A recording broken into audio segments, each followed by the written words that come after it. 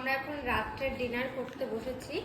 রাত্রে ডিনার করার জন্য আর বাইরে যাইনি, বাইরে থেকে মা ওরা সবাই আমাদের জন্য লাচ্ছা পরোটা নিয়ে এসছে। এটা তো দেখে মনে হচ্ছে সে কেমন যেন একটা ব্যাপার, এটা আমি খাবো না। যাই হোক, লাচ্ছা পরোটা নিয়ে এসছে, আমরা বেডের উপর বসে বসে খেয়ে নিচ্ছি। আমাদের টেবিল আছে ওখানে খাওয়ার জন্য, বাট আমরা বেডে বসে বসেই খেয়ে নিচ্ছি। যেহেতু আমরা বাঙালি, বাঙালিরা মোটেও বেডে বসে বসে খায় না।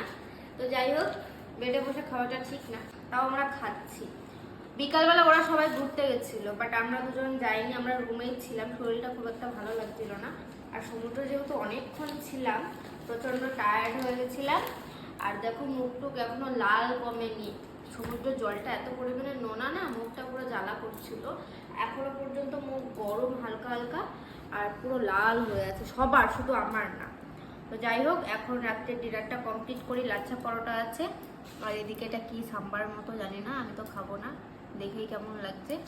দুপুরে বাইরে গেছিলাম খাওয়ার জন্য, বাট রাত্রে আর যাইনি, ডিনার করতে বাইরে যাইনি। ওরা সবাই আসার সময় আমাদের জন্য পরোটা নিয়ে এসছে। তো এখন এটা আমরা খেয়ে স্লিপিং মুডে চলে যাব।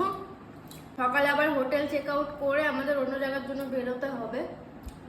তো আজকে কন্যাকুমারী লাস্ট ডে বলতে পারো, first day and last day. কালকে এখান থেকে আমরা বেরিয়ে যাবো সকালে।